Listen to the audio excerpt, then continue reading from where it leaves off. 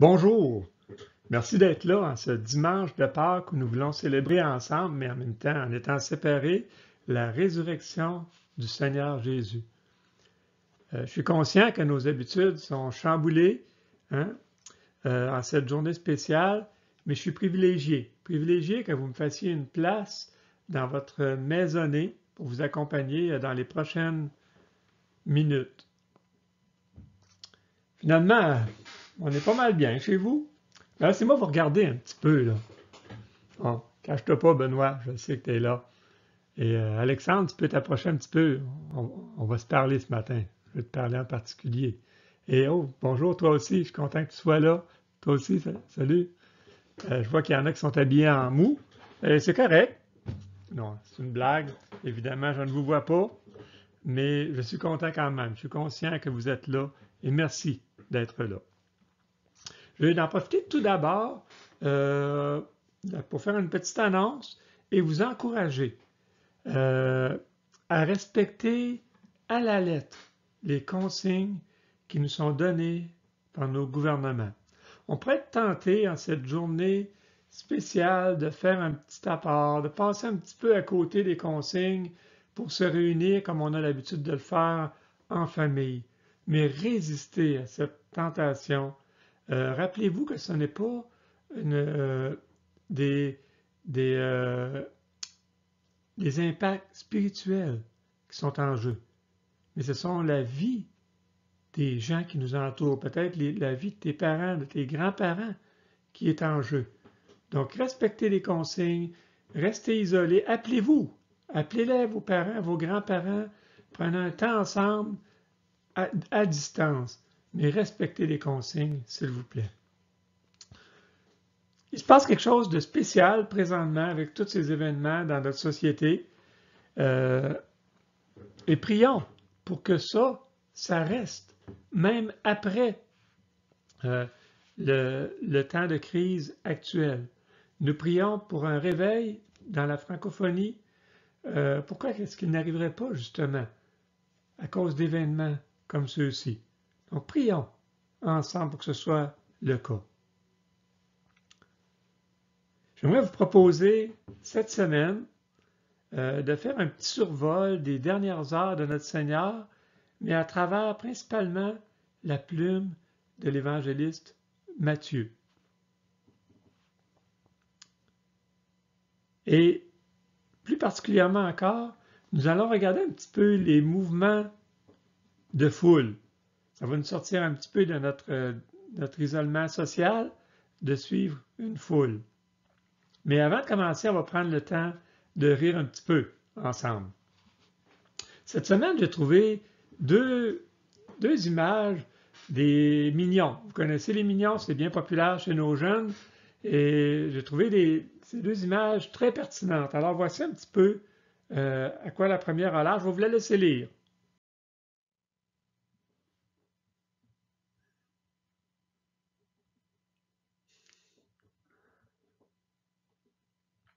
Donc, évidemment, pour certains, peut-être c'est à ça que leur journée ressemble. Je trouvais que c'était assez pertinent. Il a fait rien hier, mais il n'avait pas fini. Il voulait continuer aujourd'hui. Et voici la deuxième qui dit « Ne pas déranger ce week-end, je n'ai pas que ça à faire. Je n'ai pas que ça à faire. » Mais laissez-moi vous raconter une petite histoire. On sait que de nos jours, les histoires bibliques sont de moins en moins connues par nos jeunes. Alors un jour, un professeur a demandé à ses élèves quelle était la signification de Pâques. Alors un jeune garçon a levé la main et a répondu « Je pense que c'est quand on mange du gâteau puis qu'il y a quelqu'un qui se casse une dent sur une fève qui avait été mise dans le gâteau. » Alors le professeur, un petit peu découragé, dit « Non, non, non, là tu confonds avec la fête des rois, là. Non, non, c'est pas ce que je vous enseignais. Quelle est la signification de Pâques? » Alors il donne la parole à une jeune fille qui avait levé la main. Elle répond je pense que c'est quand tout le monde se lève très tôt pour aller ouvrir ses cadeaux en dessous du sapin. » Alors le professeur, un petit peu découragé, se demande ce que les élèves ont bien pu retenir de tout ce qu'il leur avait enseigné. Il lui dit, non, tu confonds, ça c'est la fête de Noël, pas la fête de Pâques. Alors il donne la parole à un autre élève qui dit, ça c'est quand Jésus a été crucifié sur une croix et qui est ressuscité, qui a été mis dans un tombeau. Alors le professeur, enfin, oui, bravo, c'est exactement ça. Et qu'est-ce qui est arrivé après? Alors le jeune homme répond, ben, quand Jésus est sorti du tombeau, s'il voit son ombre, ça veut dire qu'on va avoir encore 6 semaines d'hiver. OK, on a encore du chemin à faire, n'est-ce pas? Mais je suis convaincu que vous, à la maison, vous le saviez.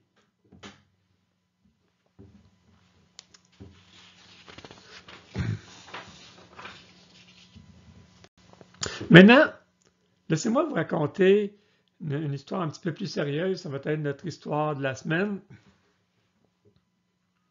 Alors, un jour, un riche maître de maison s'assit à table pour prendre un repas avec ses convives.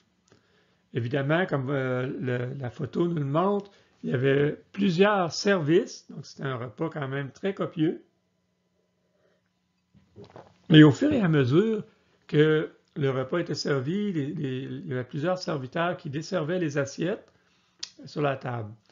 À un certain moment donné, le maître de maison a dû s'absenter de la salle à dîner et a plié sa serviette, l'a placée à côté de son assiette et s'est retiré.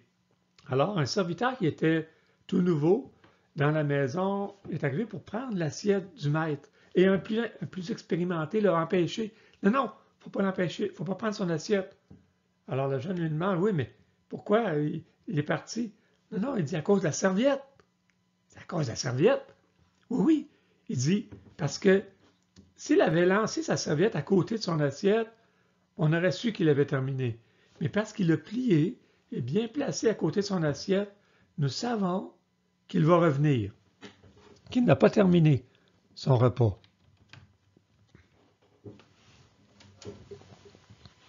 Et ça me rappelle un texte des Écritures.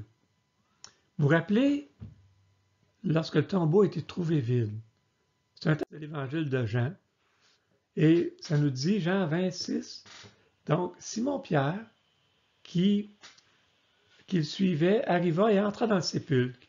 Il vit les bandes qui étaient à terre. Et le linge qu'on avait mis sur sa tête, sur la tête de Jésus, non pas avec les bandes, mais plié dans un lieu à part.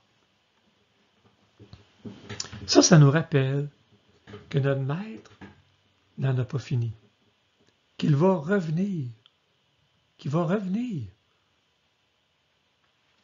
Donc, comme je l'ai dit ce matin, nous allons survoler quelques textes qui précèdent cet événement du tombeau vide. Je voudrais vous amener dans la foule afin qu'on n'oublie pas ce que c'était dans l'ancien temps, une foule. Mais ne craignez pas, on ne court aucun risque. Il n'y aura pas de risque de contagion. Ça va être seulement dans nos pensées qu'on va le faire. Donc avant de commencer, prions. Bien, Seigneur Dieu, premièrement, je veux te remercier de ce privilège qu'on a à ce dimanche, où on veut célébrer, souligner la Pâque. Seigneur Dieu, de se réunir encore à distance par le biais d'Internet. Et Seigneur, on veut ouvrir tes Écritures. Et ce qu'on veut te demander, c'est que tes Écritures puissent faire un changement dans nos vies. Seigneur, que ça puisse faire toute la différence. Prépare nos cœurs à recevoir ce que tu as à nous dire. Utilise ma bouche, Seigneur, aussi pour proclamer puissamment ta parole. Et c'est en Jésus que je prie. Amen.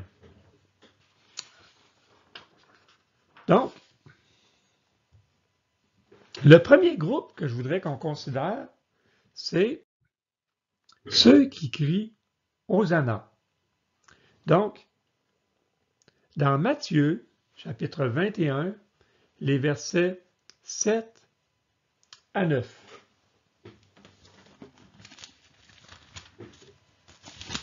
Excusez-moi, le voilà.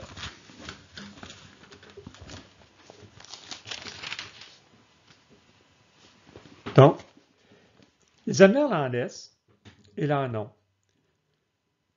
mirent sur eux leurs vêtements et les firent asseoir dessus. La plupart des gens de la foule étendirent leurs vêtements sur le chemin, d'autres coupèrent des branches d'arbres et les gens en jonchèrent la route. Ceux qui précédaient et ceux qui suivaient criaient « Hosanna au fils de David! Béni soit celui qui vient au nom du Seigneur! Hosanna dans les lieux très hauts! »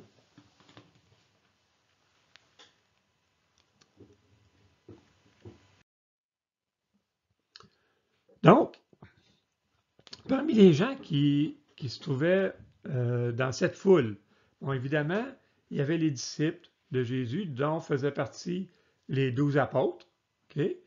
Mais même Judas en faisait partie. Judas a probablement crié avec les autres « Hosanna dans les lieux très hauts ». Mais on sait que dans le fond de son cœur, ce qu'il se disait plutôt, c'est « Youpi, de l'argent, il y en aura tantôt dans ma poche ici-bas ». On sait que c'était ça qui se passait dans le cœur de Judas, mais il a quand même probablement crié avec les autres lors de l'entrée de Jésus dans Jérusalem. Maintenant, on sait ce que ça fait, un effet de foule, n'est-ce pas?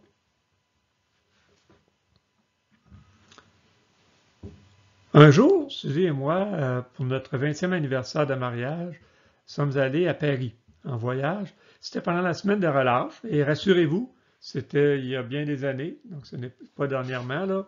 Il n'y avait pas de danger de contamination. Mais on avait choisi d'utiliser les transports en commun pour nous promener dans la ville de Paris. Et si jamais vous allez là, c'est ce que je vous recommande aussi. Prenez pas de voiture, il n'y a pas de stationnement dans Paris. Donc c'est beaucoup plus simple de prendre les transports en commun. Mais au mois de mars, lorsqu'on arrive sur l'heure de pointe à Paris, dans les transports en commun, tout le monde court. Tout le monde court pour rattraper son métro, son train, son autobus. Alors, à un moment donné, on était je pense que c'était dans le train, pour prendre le train ou le métro, et on s'est rendu compte que moi et Suzy, on était en train de courir avec les gens. Donc, on s'était arrêté et on s'est dit, ben voyons, pourquoi qu'on court? On est en vacances, on est ici pour se reposer, on n'a pas besoin de courir. Mais parce que tout le monde courait, on s'était mis à courir avec les autres. Eh bien, voilà ce que ça peut produire un peu, un effet de foule. Tout le monde se rue sur le papier de toilette et j'ai vu la semaine passée, je crois, une vidéo chez Costco. Les gens arrivent avec le petit balai, amènent la palette de rouleaux de papier de toilette et je vous garantis, ils laissent tout ça là 20 secondes, à peu près 20 secondes. Il n'y a plus un paquet de papier de toilette sur la palette. Mais c'est ça. Tout le monde s'arrache le papier de toilette, donc on est tenté de faire la même chose. C'est important, tout le monde en veut. Bien, il est probable que la foule qui était présente a été influencée par ce mouvement que les disciples ont créé en criant en avant, en arrière, et que plusieurs sont juste laissés influencer par cet effet de foule. Je m'imagine peut-être un habitant de Jérusalem. Il y en a qui n'avaient peut-être jamais entendu parler de Jésus, qui se trouvaient dans cette foule-là. Vous imaginez la personne, hey, mais qu'est-ce qui se passe? Comment ça, il y a tant de monde? Ah, c'est Jésus qui entre dans la ville. Oh, vive Jésus, Hosanna! Mais c'est qui ça, Jésus? Ah, c'est le roi des Juifs! Yes! Vive le roi des Juifs! Mais je ne savais pas qu'on avait un autre roi qu'Hérode, moi. Mais c'est ça. Peut-être que, probablement, que même dans cette foule-là, des gens se sont juste laissés entraîner par le mouvement.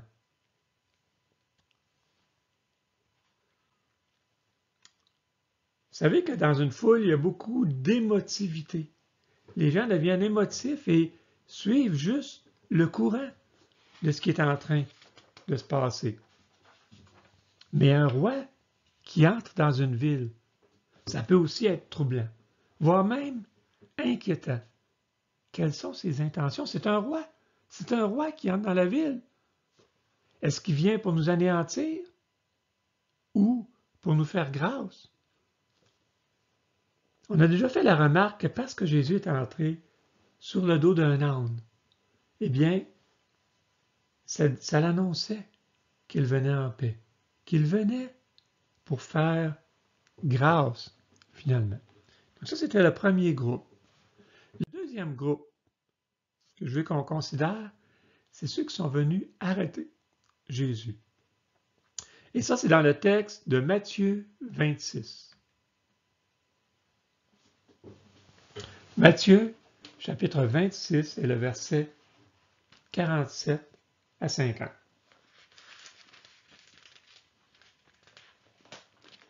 Regardez ce que ça nous dit.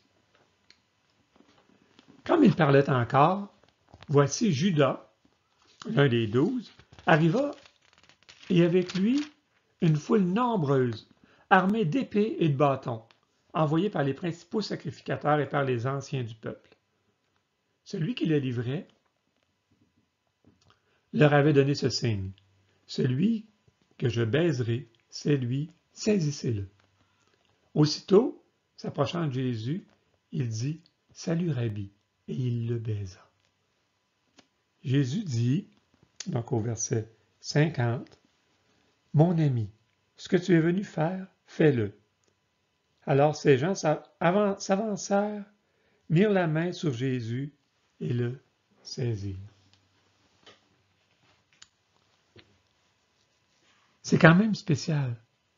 Toute cette foule qui est venue armée d'épées et de bâtons. Jésus va même leur faire remarquer quelques versets plus loin, au verset 55.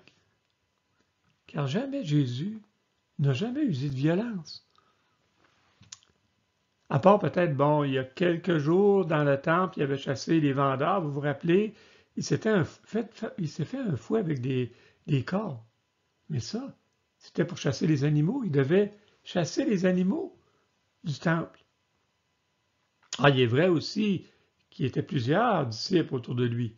Donc, il y avait quand même toute une équipe, presque une armée, finalement, avec lui. Donc, peut-être que ça justifiait les épées et les bâtons.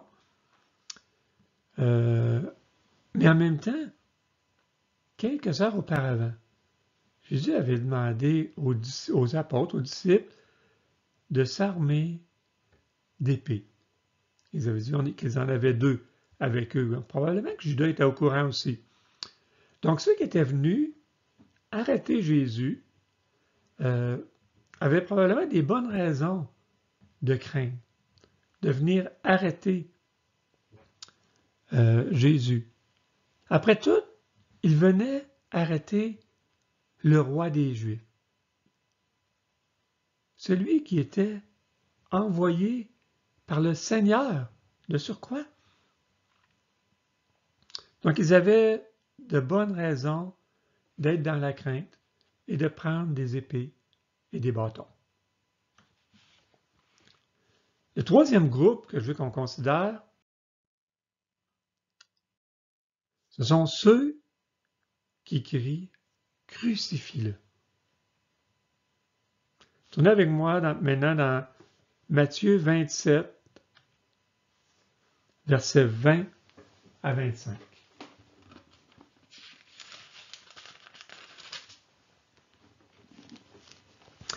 Donc les principaux sacrificateurs et les anciens persuadèrent la foule de demander Barabbas et de faire périr Jésus.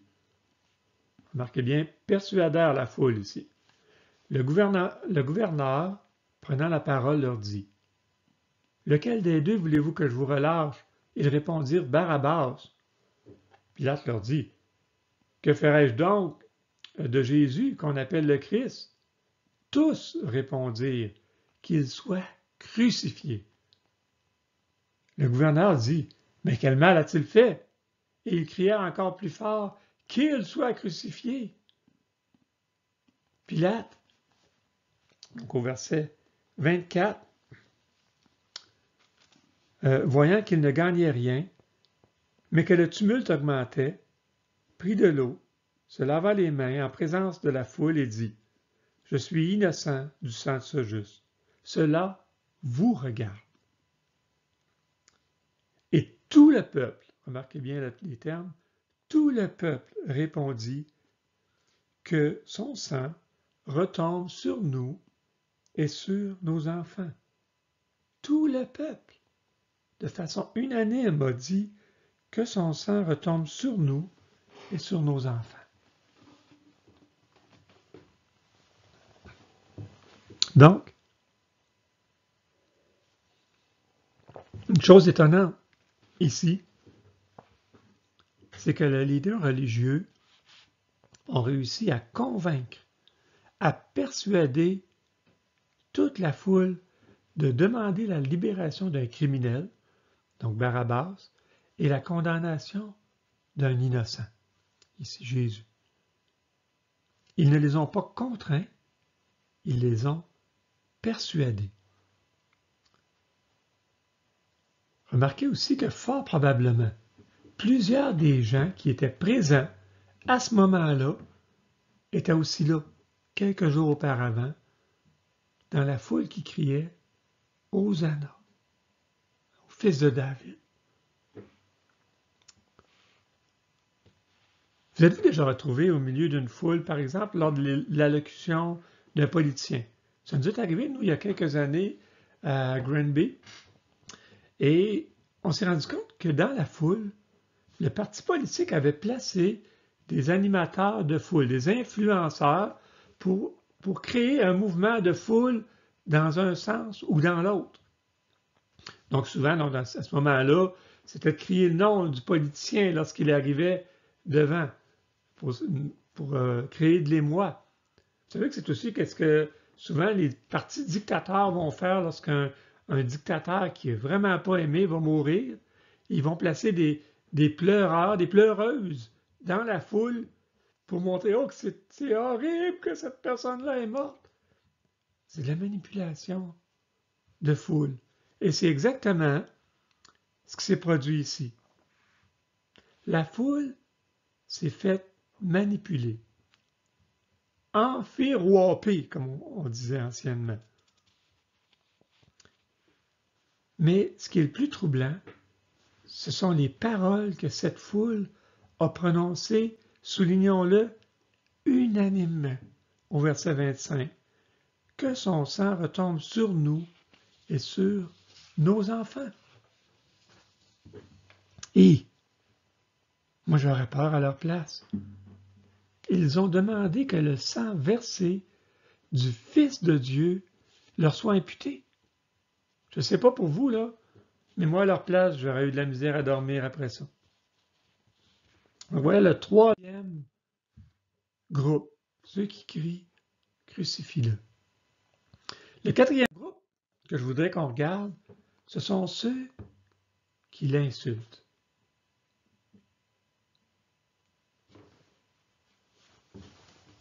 Donc, au chapitre 27, toujours, les versets 39 à 44. Les passants l'injuriaient et secouaient la tête en disant « Toi qui détruis le temple et le rebâtis en 3 jours, sauve-toi toi-même si tu es le Fils de Dieu, descends de la croix. »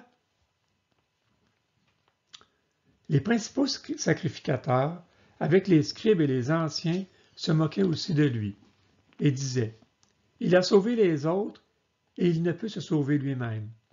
S'il est roi d'Israël, qu'il descende de la croix et nous croirons en lui. » Verset 43. Il a sauvé les autres, il ne peut se sauver lui-même. S'il est roi d'Israël, qu'il descende de la croix et nous croirons en lui. Excusez-moi, c'était verset 42. Verset 43 maintenant.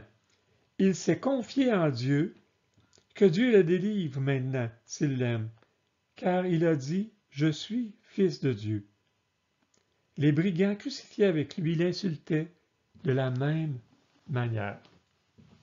Excusez-moi, je n'avais pas planifié que j'aurais un petit coin qui serait pas accessible.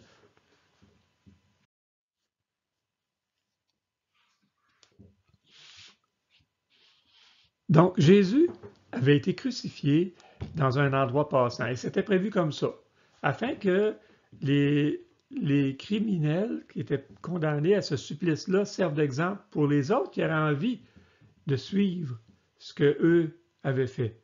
Pour qu'en les voyant, ils se disent non, non, non, non, moi je ne vais pas terminer comme ça, je vais me tenir tranquille, puis je ne vais pas commettre les mêmes actes que eux ont commis. Mais les gens ne croyaient pas en Jésus. Et ils le mettent même au défi de prouver qu'il était le Fils de Dieu en descendant de la croix. J'imagine ce que Jésus a dû vivre en dedans de lui. Jésus avait tous les pouvoirs, même pour anéantir ses bourreaux. Il aurait pu raser la ville avec un seul mot. C'est exactement ce que Jésus avait dit à ses disciples, d'ailleurs, dans Matthieu 26, 53, lorsqu'il a été arrêté. Penses-tu que je ne puisse pas invoquer mon Père qui me donnerait à l'instant plus de 12 légions d'anges?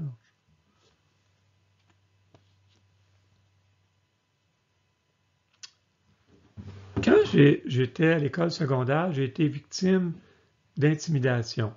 Et à cette époque, une série de films qui était bien populaire étaient les films de Bud Spencer et Terence Hill. Donc, à votre droite, c'était Bud Spencer qui était bien fort, et à votre gauche, c'était Terence Hill qui, lui, était très rapide. Alors, d'eux, ils pouvaient venir à bout d'une armée entière, tellement ils étaient bons.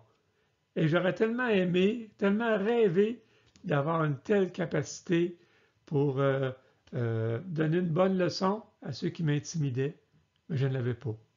Je n'avais pas ce pouvoir, je n'avais pas cette capacité, et sinon je l'aurais utilisé.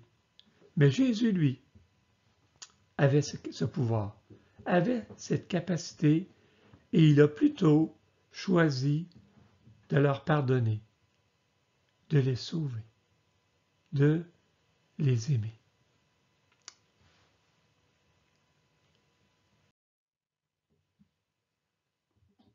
Par contre, quand ils ont réalisé que Jésus était bel et bien le Fils de Dieu, regardez le verset 54, le centenier et ceux qui étaient avec lui pour garder Jésus, ayant vu le tremblement de terre et tous les tombeaux qui s'étaient ouverts et tout ce qui venait d'arriver, furent saisis d'une grande frayeur, pas juste une petite peur, une grande frayeur, et dirent assurément, cet homme était Fils de Dieu. Oh là là! Ils ont tremblé dans leurs pantalons, même s'ils n'en portaient pas à l'époque. Alors imaginez-vous, mettez-vous dans leur tunique, là. On parle d'une grande frayeur. Le Fils de Dieu, ils viennent de reconnaître qu'il était le Fils de Dieu, ils viennent de le mettre à mort. Ils avaient vraiment raison d'avoir peur, là, ici. Ça, c'était le 4e groupe. Le 5e groupe, ce sont ceux qui n'ont rien à craindre. Regardez le texte de Matthieu 28, les versets 1 à 8. 29. Donc, après le sabbat, à l'aube du premier jour de la semaine, Marie de Magdala et l'autre Marie allèrent voir le sépulcre. Et voici, il y eut un grand tremblement de terre, car un ange du Seigneur descendit du ciel, vint rouler la pierre et s'assit dessus. Son aspect était comme l'éclair et son vêtement blanc comme la neige. Les gardes tremblèrent de peur et devinrent comme morts. C'est toute une peur, là. Tu deviens comme mort.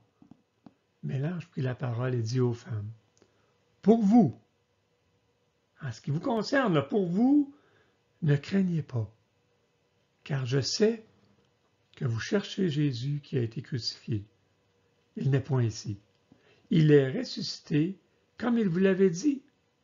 venez, voyez le lieu où il était couché. Au verset 7, allez promptement dire à ses disciples qu'il est ressuscité des morts. Et voici, il vous précède en Galilée. C'est là que vous le verrez. Voici, je vous l'ai dit. Au verset 8, elles s'éloignèrent promptement du sépulcre avec crainte et avec une grande joie. Elles coururent porter la nouvelle aux disciples.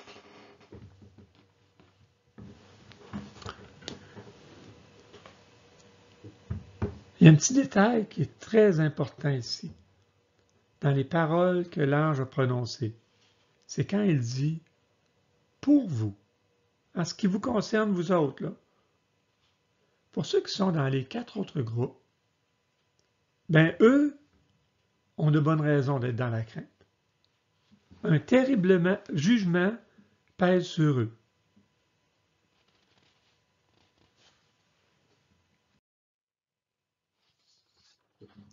Peut-être qu'ils espéraient qu'ils avaient mené une assez bonne vie pour hériter de la vie éternelle, mais maintenant, ils sont passés à côté de leur seul espoir, Jésus.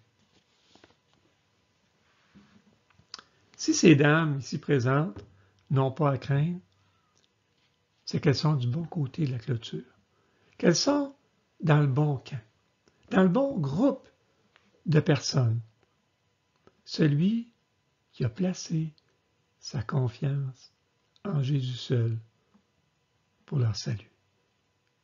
Elles font partie de l'Église du Seigneur Jésus.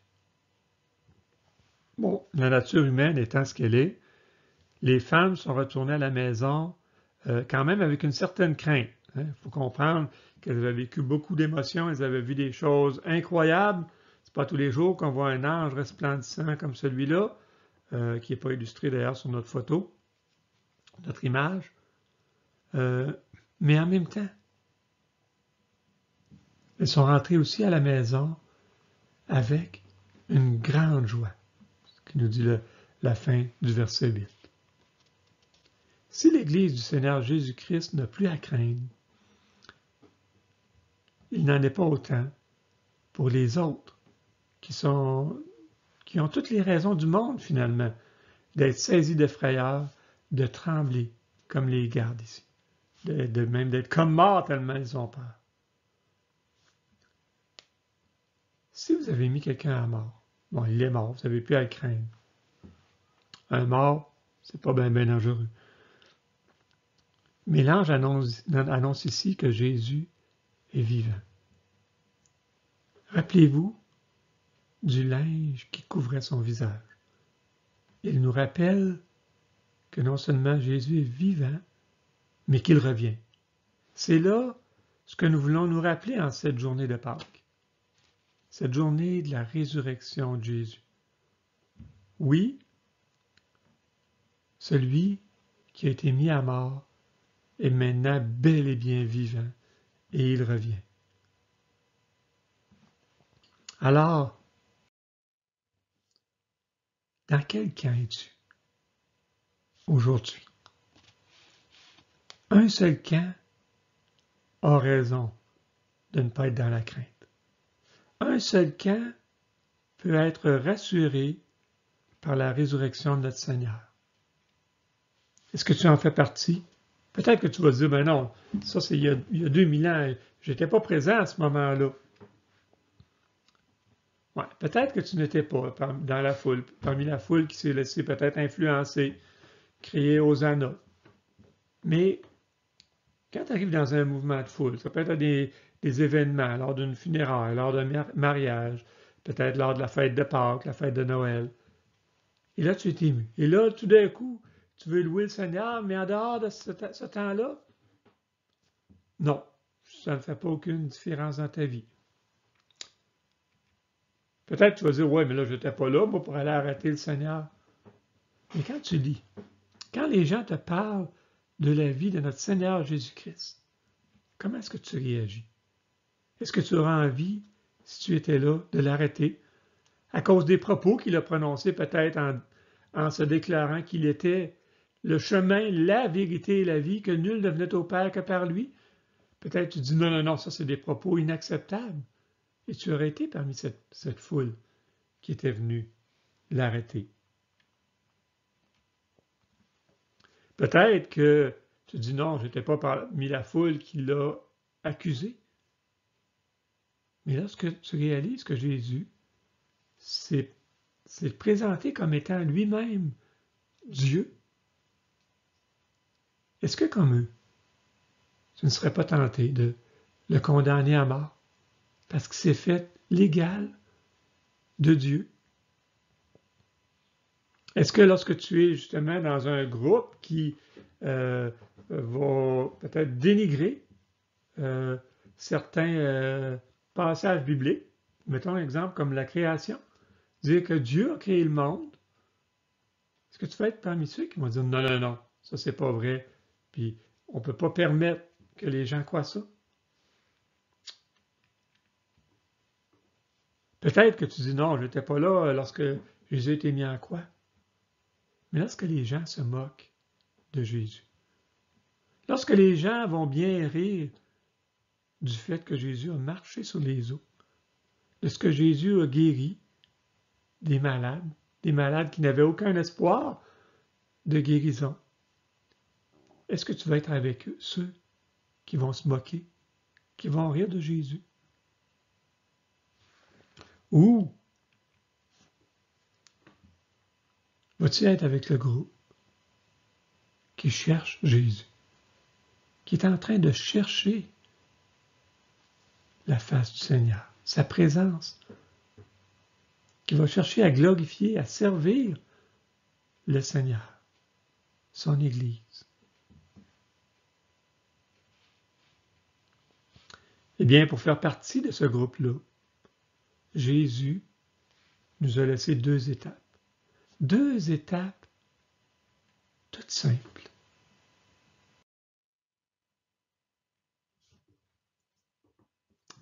Dans Marc 15, Jésus disait « Repentez-vous et croyez à la bonne nouvelle. » Donc 2 choses. Repentez-vous. Repentez-vous de vos péchés. Repentez-vous de l'avoir condamné, de l'avoir injurié, d'avoir eu une attitude méprisante à son endroit. Faites un virage à 180 degrés. Deuxièmement, croyez. Croyez à la bonne nouvelle. Croyez que ce qui a gardé Jésus sur cette croix, c'était son amour pour toi. C'était parce qu'il voulait te sauver toi. Qu'en mourant de la sorte, il mourait en fait à ta place. Il payait pour tes péchés à toi.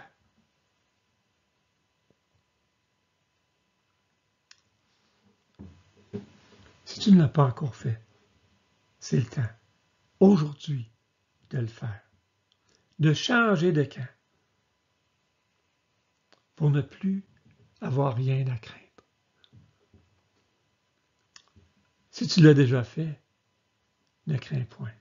Christ est avec toi, il veille sur toi maintenant. Ne te décourage pas, il revient bientôt. Rappelle-toi, sa serviette est bien pliée dans un coin à part.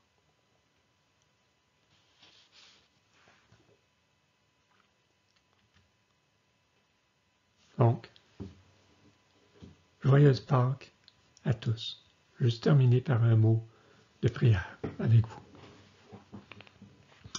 Eh bien, Seigneur Dieu, premièrement, on veut te dire combien on est réjouis du fait que tu n'es pas resté dans le tombeau, tu es ressuscité, que tu es vivant aujourd'hui.